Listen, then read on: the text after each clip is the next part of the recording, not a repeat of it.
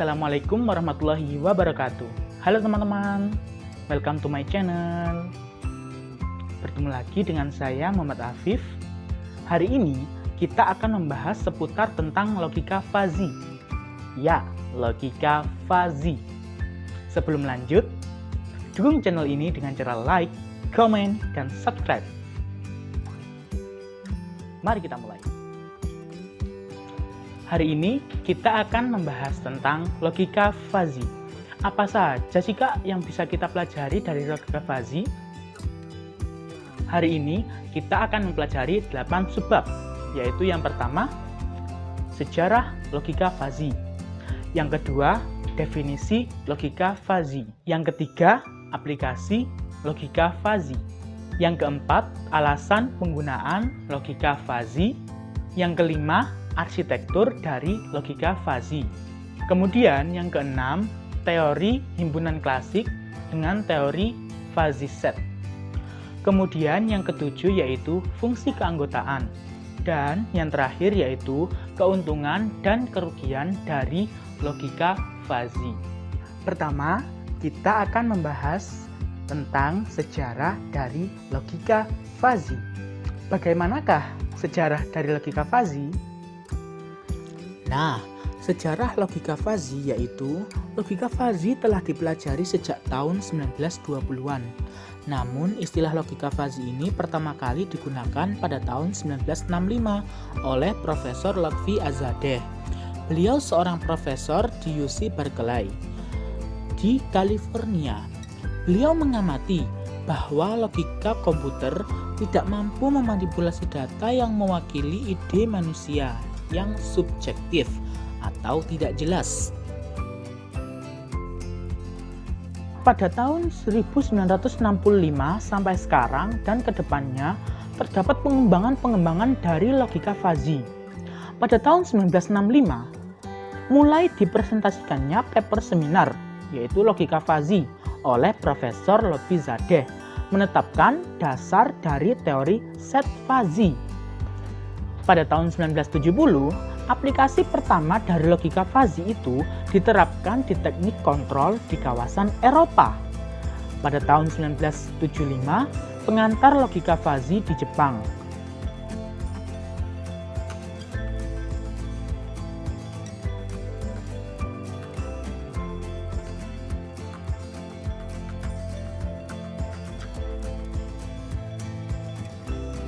Pada tahun 1980, verifikasi empiris logika fuzzy di Eropa. Dan pada tahun 1985, aplikasi logika fuzzy mulai diterapkan di Jepang. 1990, aplikasi luas logika fuzzy digunakan di Eropa. Pada tahun 1995, aplikasi luas logika fuzzy mulai diterapkan di Amerika.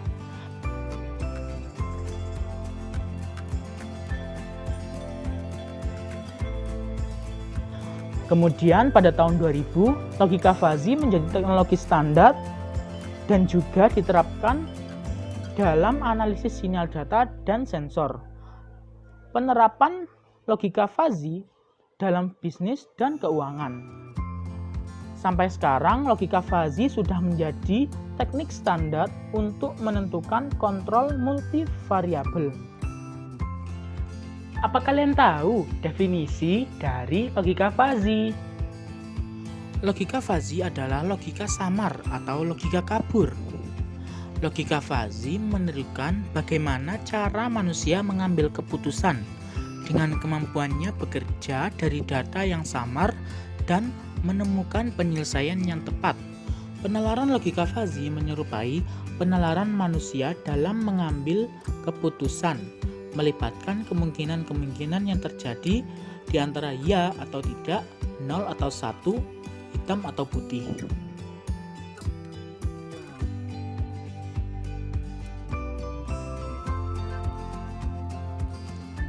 Lawan dari fuzzy yaitu crispy.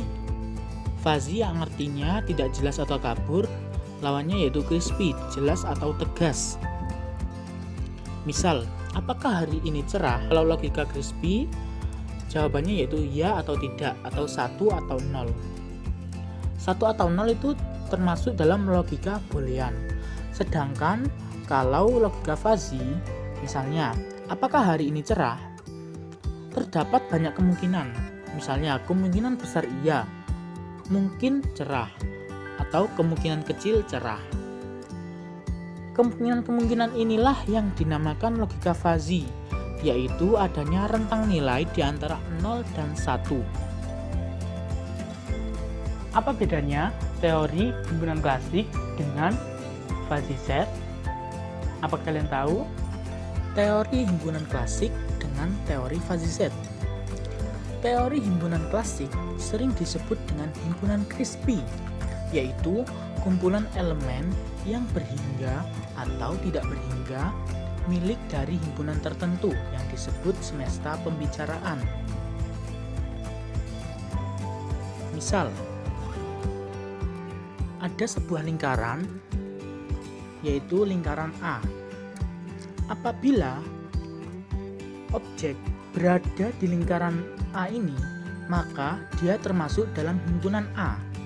Apabila dia berada di luar lingkaran, maka dia tidak termasuk dalam himpunan A. Fungsi karakteristik bersifat boolean atau crispy atau tegas, yaitu fungsi yang tidak kontinu. Beda lagi dengan teori fuzzy set. Kalau fuzzy set itu sifat A semakin bergeser. Misal ada A, lingkaran A, tetapi ada kaburnya. Karena fuzzy set itu kan bersifat kabur. Sifat A semakin kesini semakin kabur. Suatu saat bisa dikatakan sebagai himpunan A, bisa juga tidak. Yang menentukan adalah derajat keanggotaannya. Misal kita punya masalah bagaimana representasi dari logika fuzzy terhadap masalah tersebut.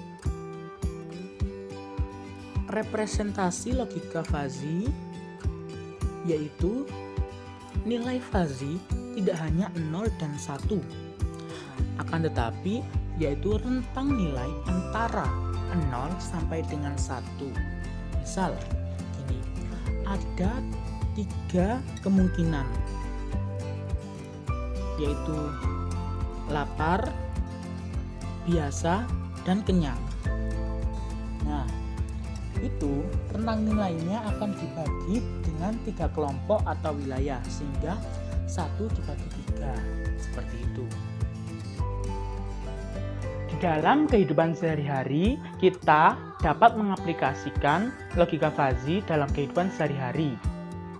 Misalnya, seperti ini. Dalam logika fuzzy, terdapat pengaplikasian logika fuzzy dalam kehidupan sehari-hari. Di sini saya mencantumkan beberapa bidang. Ada 4 bidang, yaitu elektronik, keuangan, kesehatan, dan transportasi.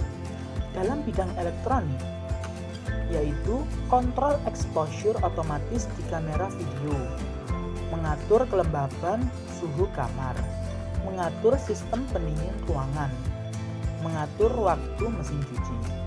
Kemudian dalam bidang keuangan, yaitu untuk mengontrol transfer catatan bank, pengelolaan dana, dan prediksi pasar saham. Dalam bidang kesehatan, yaitu untuk sistem pendukung diagnostik medis, kontrol tekanan arteri selama anestesi, dan kontrol anestesi multivariabel. Dan terakhir, transportasi. Dalam bidang transportasi ada operasi kereta bawah tanah otomatis, kontrol jadwal kereta, dan akselerasi kereta api. Teman-teman, perlu kalian tahu bahwa ada beberapa alasan untuk menggunakan logika fuzzy. Berikut alasannya. Terdapat 6 alasan penggunaan logika fuzzy, yaitu yang pertama, secara umum, logika fuzzy digunakan untuk tujuan komersial atau praktis. Yang kedua, logika fuzzy dalam mengendalikan kerja mesin dan produk konsumen. Yang ketiga, jika penalaran tidak akurat, fuzzy logic akan memberikan alasan yang bisa diterima. Yang keempat, yaitu konsep fuzzy logic, mudah dipahami, fleksibel, dan memiliki toleransi. Kemudian yang kelima yaitu fuzzy logic didasarkan dalam bahasa alami. Yang terakhir, fuzzy logic membantu mengatasi masalah ketidakpastian dalam rekayasa. Ternyata terdapat 4 arsitektur dalam logika fuzzy.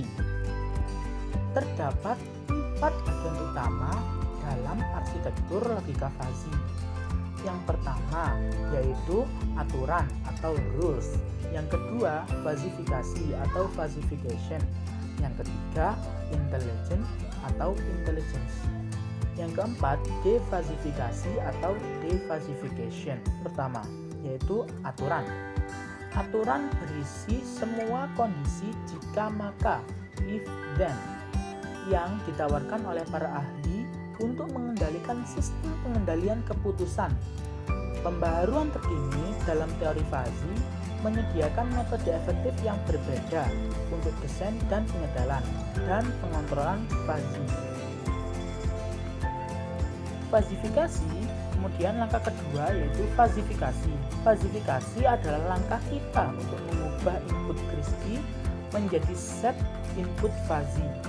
Kita dapat mengukur input crispy ini dengan sensor dan mengirimkannya kepada sistem kontrol untuk diproses lebih lanjut seperti temperatur ruangan, tekanan udara, dan lain sebagainya. Yang ketiga yaitu intelligent atau mesin inferensi.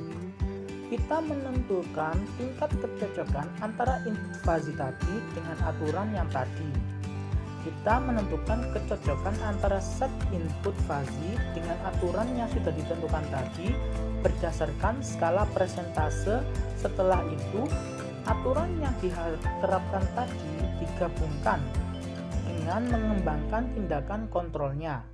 Setelah itu, hasil dari inferensi atau intelligent adalah set output fuzzy. Kemudian masuk ke defuzzifikasi, baru akan menghasilkan output crispy kembali. Masuknya input crispy, keluarnya juga output crispy. Jadi dalam defuzzifikasi terdapat banyak teknik dan metode, dan kita harus memilih metode atau teknik yang cocok dengan intelligent system. Kemudian saya akan menjelaskan apa sih fungsi keanggotaan itu.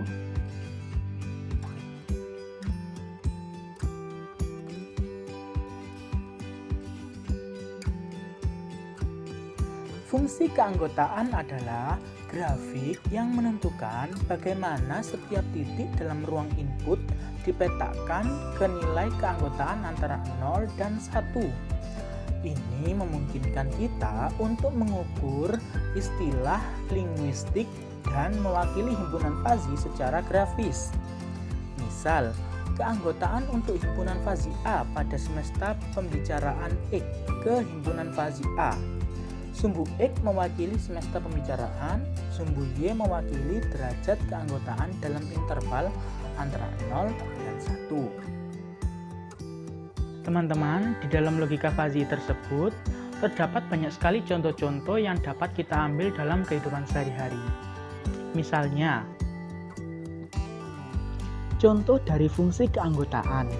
Misal, variabel umur ada 3 kategori, yaitu muda, parubaya, dan tua. Muda dikategorikan kurang dari 35 tahun, sedangkan parubaya antara 35 tahun sampai 55 tahun. Kemudian tua berkisar lebih dari 55 tahun. Himpunan crispy untuk menyatakan umur bisa tidak adil karena adanya perubahan kecil saja pada suatu nilai mengakibatkan kategori yang cukup signifikan. Himpunan fuzzy mengantisipasi hal tersebut. Seseorang dapat masuk dalam 2 kategori atau 2 himpunan yang berbeda. Misalnya dari contoh tadi yaitu muda dan parubaya, kemudian parubaya dan tua.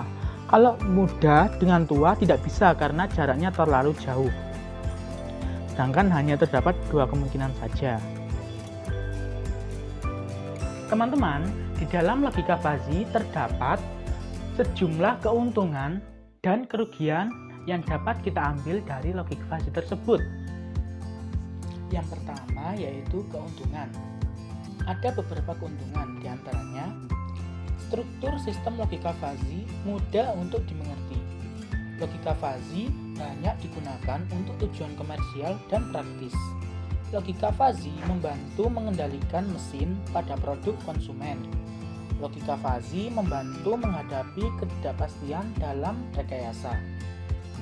Metode yang sangat kuat karena bisa memproses input yang kurang pasti.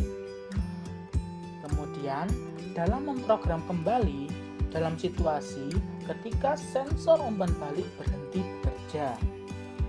Mudah untuk dimodifikasi dalam rangka meningkatkan kinerja sistem. Kemudian yang terakhir yaitu biayanya rendah karena sensor logika fuzzy cukup murah. Kemudian kerugian. Kerugiannya dalam menggunakan logika fuzzy yaitu validasi dan verifikasi sistem berbasis pengetahuan fuzzy membutuhkan pengujian ekstensif dengan perangkat keras. Belum banyak kursus atau balai pendidikan dan buku-buku teks yang menjangkau setiap tingkat pendidikan, baik itu S1 maupun S2 atau pelatihan. Hingga kini, belum ada pengetahuan sistematik yang baku dan seragam tentang metodologi pemecahan problema kendali menggunakan pengendali fuzzy. Kemudian, belum adanya metode umum untuk mengembangkan dan implementasi pengendali fuzzy. Para engineer dan ilmuwan generasi sebelumnya sampai sekarang banyak yang tidak mengenal teori kendali fuzzy meskipun secara teknik praktis. Mereka memiliki pengalaman untuk menggunakan teknologi dan perkakas kontrol yang sudah ada.